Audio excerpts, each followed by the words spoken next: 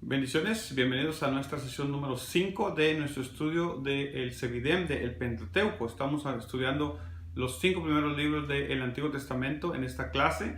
Y bueno, les recuerdo que están ahí las tareas que tienen que hacer para esta semana. Así es de que vamos a entrar ahora a estudiar o a hablar de la vida de José. Hemos estado hablando de los tres personajes principales, podemos decir, de la historia, que son Abraham, Isaac y Jacob hasta este momento. Y ahora vamos a entrar al cuarto personaje, que es sumamente importante. Por muchas razones, José es probablemente el personaje clave del libro de Génesis. Yo entiendo que Abraham tiene un lugar muy particular, muy especial. Yo entiendo que Jacob. Pero en el caso de José, porque José es el que nos va a conectar con los dos libros primero, ¿no? Nos va a conectar con Génesis y Éxodo. Pero entremos un poquito a la vida de José. La vida de José es probablemente la mejor historia para mí. Esta es una opinión muy personal del Antiguo Testamento. La manera como su historia es contada realmente causa un impacto en nuestra vida, ¿no? ¿Quién no se recuerda de la historia de José? Tal vez no de todos los detalles, pero José es este personaje particular, ¿no? Es uno de los hijos pequeños de Jacob, ¿no? No es el más pequeño. Acuérdense que Benjamín es el más pequeño, pero José es uno de los más pequeños, ¿no? Es el primer hijo de su amada esposa Raquel. ¿Se acuerda que en ese sentido tenemos este pequeño inconveniente, esta pequeña situación en la cual Jacob, pues de quien se enamoró realmente fue de Raquel, pero por las cosas que su suegro hizo, ¿no? Le dio primero a la más grande, ¿no? Porque de acuerdo con él tenía que haber sido de esa manera, ¿no? Pero bueno, la historia es la siguiente, ¿no? José es el hijo amado de Jacob y por muchas razones, ¿no? Yo entiendo que desde una perspectiva de una familia estable, esto causa problemas, ¿no? Y el hecho de que José tenga este tipo de detalles con su hijo José lo hace muy problemático porque Jacob le da una túnica de colores, dice el texto bíblico, ¿no? Y entonces eso ya lo distingue. Haciendo un pequeño paréntesis, ¿no? Cuando hablamos de la familia, ¿no? Y hay este tipo de actitudes de parte de nosotros como padres hacia un hijo en particular, ¿no? Sea para bien o para mal, por ejemplo, sea de que sea el favorito o sea de que sea el menos querido. Cualquiera de esas dos cosas causan desbalance en la familia que repercute en todos los miembros de la familia. Como usted puede ver en la historia de José, los hermanos comenzaron técnicamente a odiarlo. Básicamente les caía mal. No solamente por eso, sino que porque Jacob también, la otra cosa mala que Jacob hacía o mal hecha que hacía es enviar a José a espiar sobre sus hermanos, a espiar qué estaban haciendo y qué es lo que andaban. Y él venía y le traía el informe. Ahora, en este momento, yo honestamente no creo que uno pueda culpar a José de chismoso. Si tu padre te está enviando, tienes que cumplir con lo que tu padre dice, ¿no? Es aquí el adulto el que tendría que tener la conciencia de no hacer eso, ¿no? Si él quiere saber qué están haciendo sus hijos, ¿por qué no va él? ¿Por qué tiene que mandar al hijo a que se inmiscuya en los asuntos de sus hermanos y que terminen odiándolo como sucedió? Las cosas se agravan cuando José tiene estos famosos sueños, ¿no? Los dos famosos sueños que tiene, en los cuales es evidente que en algún momento, de acuerdo con los sueños, él siente o él piensa o él soñó de que él va a ser el principal y que sus hermanos, el primer sueño, se van a inclinar ante él. En este aspecto de reverencia, el mensaje es muy claro que José va a dominar sobre ellos. Ellos no están pensando en ningún momento que el dominio de José va a ser algo agradable, ¿no? Ellos están pensando que cuando eso suceda, ellos no quieren llegar a ese momento en los cuales tengan que ser súbditos o estar sujetos a la autoridad de José, y por eso es que se molesta, ¿no? Esta molestia se agrava con el segundo sueño, porque en el segundo sueño no solamente son los hermanos de José los que van a estar inclinándose, sino también su papá y su mamá. Piensen por un momento que estamos hablando. Estamos hablando de una situación bastante incómoda, porque en el antiguo Medio Oriente y todavía en nuestros días es un poquito contradictorio pensar que los papás se inclinen ante su hijo, ¿no? Tal vez en la sociedad las cosas sean un poquito diferentes porque pues si tu hijo es el presidente de la nación, pues no te importaría hacer una pequeña reverencia. Pero lo que vamos es de que Jacob tampoco se siente muy cómodo con esta idea de que él se va a inclinar ante su propio hijo. El caso es este, ¿no? Una de las partes que es muy interesantes, y aquí déjeme hacer mención de esto, en la historia de José, es que a diferencia de los personajes anteriores, especialmente de Abraham y de Jacob, tal vez no tanto con Isaac, aunque con Isaac también Dios se le revela le reitera la promesa que le había hecho a su padre Abraham. Pero particularmente con Abraham y con Jacob, donde tú ves a Dios constantemente, o por lo menos en varias ocasiones, tener un diálogo con ellos, ¿no? Ves a Dios, por ejemplo, hablando acerca de lo que Dios va a hacer con ellos, ¿no? Hablándole con el caso de Jacob, que hablamos la última sesión, donde le dice, regrésate a la tierra de Canaán, ¿no? Yo quiero que regreses a la tierra de Canaán, ¿no? En otras palabras, tienes una interacción Dios-persona bastante pronunciada. En el caso de Jacob no es así. Y una de las cosas que es interesante es que probablemente la historia de José, perdón, ha sido contada o fue tal vez editada o fue presentada a un grupo de personas que sentían esta lejanía de Dios, que sentían ¿dónde está Dios que se presentaba y hablaba? Dios se presenta de muchas maneras diferentes, y en el caso de José, así como en el caso de Esther en el Antiguo Testamento, Dios trabaja tras las cortinas, Dios trabaja tras bambalinas, como dicen, ¿no? A veces Dios no se ve de la manera tan espectacular como lo quisiéramos ver. A veces Dios sí se ve así de maneras espectaculares, pero Dios siempre está presente con su pueblo, y es uno de los mensajes que Dios nos quiere presentar en la historia de José. Ni siquiera los sueños nos dice que Dios se los dio. Los sueños simplemente nos dice, y soñó un sueño, y soñó otro sueño, pero no nos dice, oh, Dios le dio este sueño. Usted y yo podemos deducir y sacar la conclusión de que Dios le dio esos sueños por la manera como los sueños se cumplen y por la manera como la historia de José termina en los últimos capítulos del Génesis, pero al principio no nos dice eso. Más que eso todavía es que todas las vicisitudes que le pasan a José, todas las situaciones adversas que vienen contra él, uno, que sus hermanos les caiga mal a sus hermanos, lo que dijimos en un momento atrás, pero que sus hermanos planeen primero matarlo, pero por alguna razón, y creemos que es la providencia de Dios, el otro hermano dice, no, mejor saquémosle provecho, mejor vendámoslo y podemos sacar dinero, en lugar de solamente deshacernos de él, y así matamos dos pájaros de un tiro, nos deshacemos de él y agarramos algo de dinero, y cosa que terminan haciendo, lo echan a una cisterna primero, después lo venden a unos mercaderes, y el hombre termina como esclavo siendo vendido en Egipto a la casa de una persona llamada Potifar, y trabaja como siervo ahí. Y una de las cosas que ves es esto, ¿no? Nunca en toda la historia de José Dios le habló directamente. Podemos pensar que Dios le habló, podemos pensar que tenía un encuentro, puede ser, pero la historia está contada de tal manera que eso no ocurre en la historia. Dios no le habla como le habló a Abraham, como le habló a Jacob, o como le habló a Isaac incluso, sino que no le habla en ningún momento. El narrador es el único que nos dice, y Jehová estaba con él, y Jehová estaba con él, y Jehová estaba con él, en varias ocasiones. Pero podemos pensar otra vez que se parece mucho a ciertas etapas de nuestra vida donde quisiéramos que Dios nos hablara, donde quisiéramos oír su voz, y no pasa eso. Pero no podemos olvidar que, al igual que con José, Dios está ahí.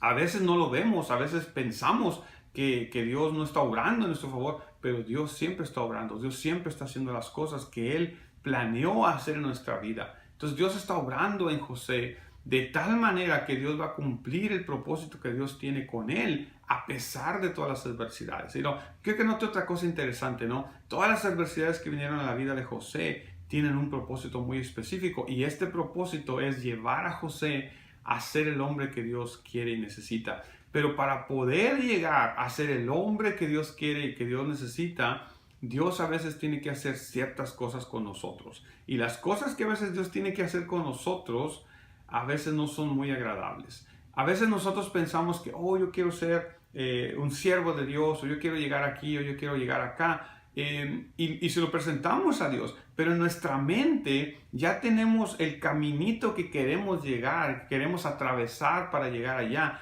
Y el camino usualmente que nosotros tenemos en mente o visualizamos de cómo llegaríamos a este lugar, o cómo llegaríamos a ser tal o tal persona, o tal siervo, es bastante agradable, ¿no? Usualmente en nuestra vida no pensamos en los retos, no pensamos en las cosas adversas que pueden acontecer, pero Dios sí. Y otra vez, hay un texto muy importante que vale la pena recordar con respecto a la vida de José, en la carta de Pedro. Pedro dice, escribiendo a los hermanos porque están pasando unas situaciones bastante adversas a la iglesia que le está escribiendo. Y Pedro les dice que si fuera necesario por un poco de tiempo tendréis que ser afligidos por diversas pruebas. Bueno, yo creo que desglosemos paso por paso este versículo. Número 1, la frase si fuese necesario.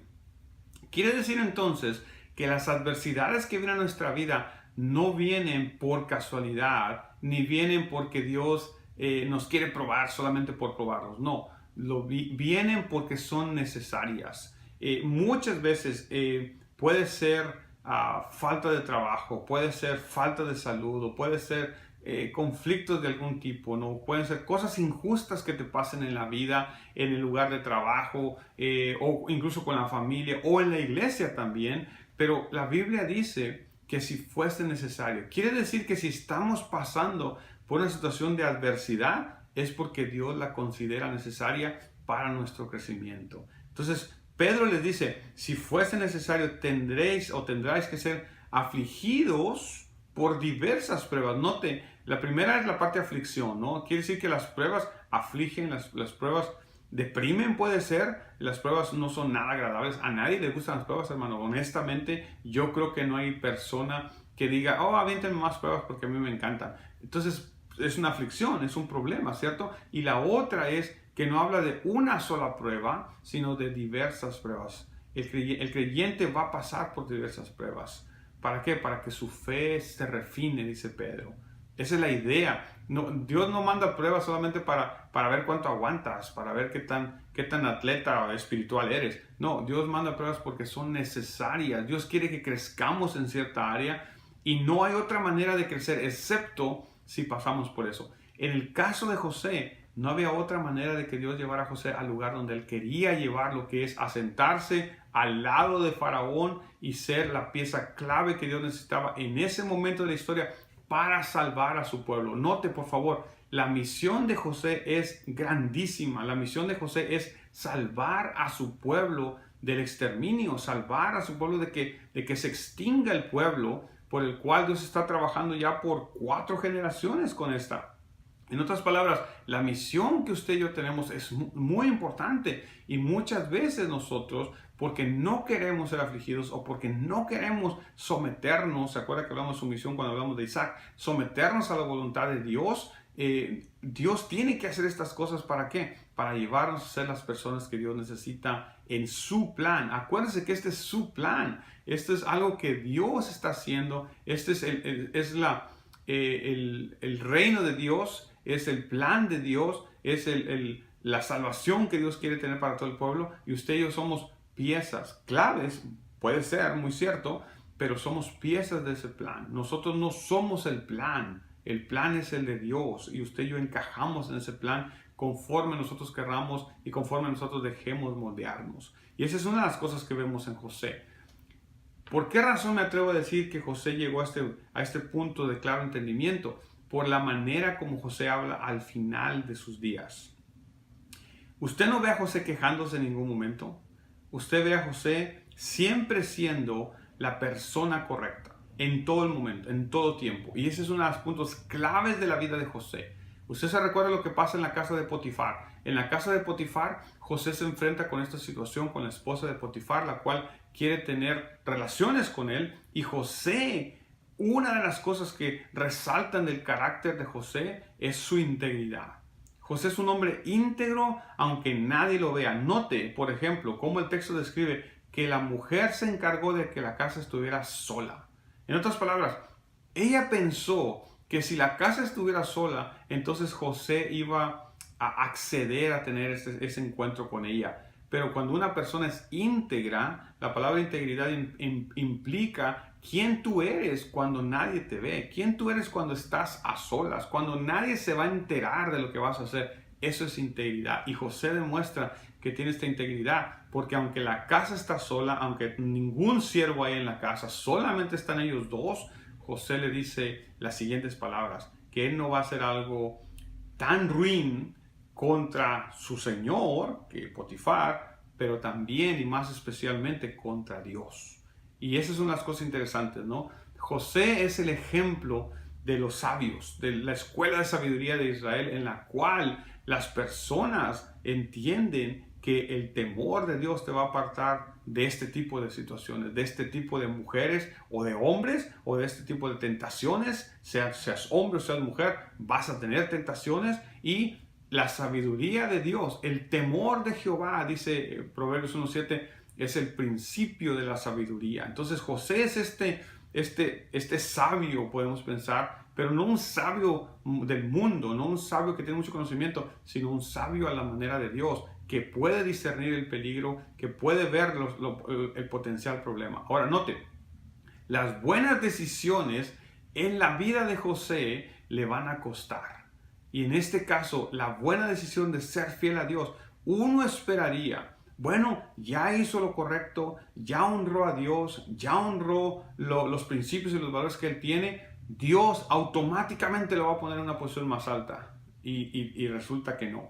Resulta que ahora José, por una buena decisión, por mantenerse íntegro, va a caer más abajo, va a caer en el fondo, va a caer en la prisión, y probablemente en una prisión, dicen algunos, que son de los enemigos del Estado. En otras palabras, esta prisión, los presos que entran a este lugar no salen. ¿Por qué? Porque no les hacen juicio, porque los que los metieron ahí son personas influyentes en el gobierno, como el caso de Potifar, que probablemente los van a dejar ahí hasta que se desaparezcan, hasta que se mueran, y nadie se va a enterar. Nunca más nadie se hubiera enterado de José, solamente que hay una gran diferencia, y la gran diferencia se llama Dios. Dios está del lado de José, aunque no parezca, aunque humanamente hablando José diga, pero ¿qué pasó? ¿Por qué razón? Si estoy haciendo lo correcto, aunque no ves a José cuestionándose, no ves a José preguntándose eso, porque probablemente José entiende que muchas veces, y algo que usted y yo como cristianos tenemos que entender,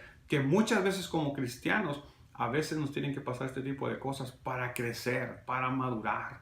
Note otra cosa, José tampoco se desanima cuando las cosas le van mal. ¿Se acuerda lo que el narrador nos dijo, no? El narrador nos dijo que cuando vino a la casa de Potifar, la casa de Potifar prosperó porque Jehová estaba con José.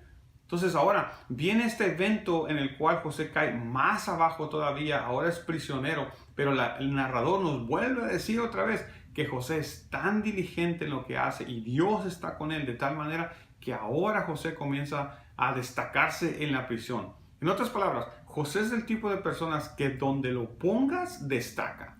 Así lo pongas de prisionero, así lo pongas de siervo, donde quiera que esté, destaca. Y yo creo que es un mensaje muy importante para usted y para mí como creyentes, de que usted y yo, donde Dios nos ponga, Dios nos puede poner en lo más alto, pero puede ser que en algún momento tengamos que estar en lo más bajo. En ese lugar tenemos que destacar, tenemos que mostrar nuestra misma fidelidad, nuestras mismas responsabilidades, tenemos que hacer las cosas diligentemente. ¿Para qué? Para que la gente sepa que usted y yo somos diferentes, porque vive el Dios vivo en nuestra vida, y no solamente porque somos una persona X, una persona que tiene ciertas cualidades. No, le podemos dar la honra a Dios aún en esas cosas pequeñas o grandes que hacemos en nuestra vida. Ese es José. Entonces, estando en esta situación, José comienza a destacarse otra vez. El jefe de la prisión lo pone encargado de todo el asunto de otra vez. Entonces, otra vez tienes a José manejando negocios. ¿Qué está haciendo Dios con él? Lo está preparando para el negocio principal que él quiere, para la actividad de administración que él quiere. Ya administró la casa de Potifar con buenos resultados. Ahora está administrando la prisión con buenos resultados. Entonces, todo esto es una escuela de entrenamiento. Mire, mi hermano, mi hermana, las cosas que han pasado en tu vida, los trabajos que has tenido que hacer, algunos de ellos tal vez, híjole, no quisieras haber pasado por eso, tal vez hubieras preferido no llegar ahí, pero has llegado y has pasado y Dios te enseñó algo. No parece tal vez, pero hoy te lo recuerdo, Dios te tuvo que haber enseñado algo en eso, algo que Dios va a usar ahora en tu presente y en tu futuro para honra y gloria suya. Cuando José sale de la prisión, ¿se acuerda? Le da la revelación del sueño a los dos siervos del rey, el que está el copero y el panadero, y uno de ellos sale y el otro de ellos le corta la cabeza, y cuando uno de ellos sale dice que se olvidó de él y pasó el tiempo y José fue olvidado. Pero Dios está obrando, a pesar de que la gente se olvide, a pesar de que nadie te recuerde, Dios sigue siendo Dios y sigue obrando y va a cumplir el plan que Él determinó hacer contigo, mi hermano, mi hermana. Puedes estar convencido, segura de eso, de que Dios va a completar el plan que Él determinó hacer contigo, si tú permaneces. José pudo haber tomado otra decisión, pero José se mantuvo fiel de principio a fin. En algún momento se recuerdan de él, en algún momento le dice el siervo de Faraón, oh, yo conocí a alguien en la prisión que puede interpretarte los sueños que has tenido. Y el Faraón lo manda a llamar. Y cuando lo manda a llamar, le da la explicación de los sueños que ha tenido y le dice lo que tiene que hacer. Y le dice, ¿quién más? ¿Quién mejor que tú para que se encargue de hacer esto? De administrar el reino de tal manera que podamos tener la ventaja o que podamos planear a futuro para que los 7 años de escasez que vamos a tener no afecten el reino de tal manera que el reino sucumba y perezca. Mire, Dios está haciendo 2 cosas con José en este momento. No solamente va a salvar a su pueblo, sino que va a salvar a otro pueblo también. Otro pueblo. Mire, yo le dije a usted hace un momento, la misión de José es tan importante, y tiene que pasar por todas estas cosas, porque Dios lo está moldeando para ser el siervo y el hombre de Dios que Él quiere. Cuando los hermanos comienzan a venir a comprar comida en Egipto, porque hasta Canaán se oye la noticia, en Canaán, acuérdense, estaba un poquito retirado, pero se oye la noticia de que en Egipto hay grano, en Egipto hay comida. ¿Por qué hay comida en Egipto? Porque José, el hermano al que ellos no querían, el hermano al que ellos vendieron, está encargado del asunto allá. Ellos no saben lo que está pasando, y por eso otra vez, muchas personas que te hicieron daño, muchas personas que te quisieron ver abajo, muchas personas, no importa. Al contrario, en algún momento usted puede ser un canal de bendición para esas personas, pero usted y yo tenemos que tener el corazón de José. Y aquí es donde entramos al último punto de la historia de José, que es sumamente importante.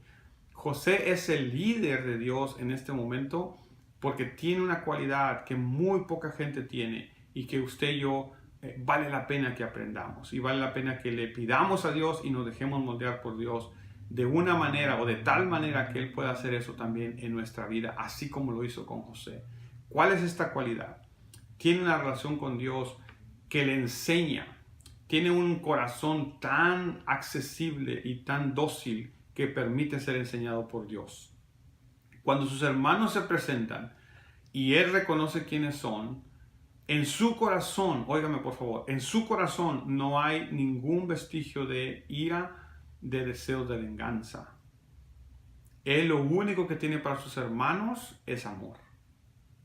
Y esa cualidad es sumamente importante en todo líder, en todo siervo y sierva de Dios. ¿Por qué razón es importante?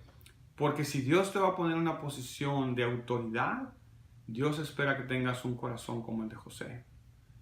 Porque si no, lo que vas a hacer con la posición de autoridad es abusar de tu autoridad. O usted va a abusar de su autoridad. Como muchas veces ha pasado, y yo lo sé. Y tal vez a usted le ha tocado recibir abusos de personas en autoridad solamente porque tienen la autoridad. Pero yo le recuerdo a usted y yo no podemos ser igual que ellos. Usted y yo no podemos conducirnos de la manera que se conduce el mundo, de la manera como otras personas han hecho las cosas. Al contrario, para usted y para mí, José es el mensaje que tenemos que seguir. José es el ejemplo que tenemos que seguir. Cuando vienen sus hermanos y se encuentran sus hermanos, cuando saben quién es Él, se llenan de temor y tienen toda la razón, porque en cualquier otra circunstancia ellos hubieran perecido. Lo mismo que hicieron con Él, Él pudo haber hecho con ellos. José tenía toda la autoridad de desaparecer a todos sus hermanos y nadie hubiera dicho nada, nadie lo hubiera cuestionado. Es más, ¿se acuerda de la famosa copa que los acusaron de ladrones? Eso hubiera sido suficiente solamente para que dijera, desháganse de ellos y nadie lo hubiera cuestionado. El asunto de la copa lo hizo únicamente para retenerlos y para obligarlos a que trajeran a su hermano menor, porque José probablemente tenía temor de que también le hubieran hecho lo mismo a su hermano menor. Pero cuando se da cuenta de que su hermano menor está vivo, entonces él se llena de alegría porque sabe que su hermano vive y lo único que hace es obligarlos a que lo traigan porque lo quiere ver. Al final de la historia, en el pasaje más sublime probablemente de toda la historia de José, José termina diciendo estas palabras: no les pese el haberme vendido acá, porque no fuisteis vosotros sino Dios. Imagínense, esa es una de las cualidades interesantes de José. José ha llegado a tal entendimiento del plan de Dios que él sabe que a Dios no se le pasa nada por alto. Él sabe que nuestra vida está en sus manos y que las cosas que han pasado en sus manos, en las manos de Dios, van a retornarse o van a transformarse en bendición para usted y para mí. No la especie de haber venido acá, porque para preservación de vida me envió Dios acá. No fuisteis vosotros los que me enviaste, dice José. No fueron ustedes los que me mandaron, fue Dios. Imagínense por un momento, tus hermanos están pensando, no, fuimos nosotros los que te vendimos, pero José sabe que detrás de ellos estaba Dios obrando. José entiende, tal vez intuitivamente, lo que Pedro dice, si es necesario, y José entiende que era necesario que él pasara por esas cosas. Yo le pregunto a usted, y con esto voy a estar concluyendo esta sesión. Cuando personas nos han hecho daño, cuando gente nos ha hecho daño, cuando gente le ha hecho daño a usted, ¿qué guarda usted en su corazón? Mire, no vale la pena guardar nada. No vale la pena dejar eso en su corazón. Es mejor hacer lo que José hizo. En algún momento yo me imagino que hubo dolor en su corazón. En algún momento yo me imagino que José se sintió traicionado, se sintió decepcionado, se sintió herido por su familia, por sus hermanos. Pero José no dejó que eso controlara su vida. Usted y yo no podemos dejar que las cosas de nuestro pasado determinen nuestro presente y menos nuestro futuro. José decidió no permitir esas cosas. José decidió hacer la voluntad de Dios y por esa razón José se convierte en el siervo de Dios por excelencia. José decidió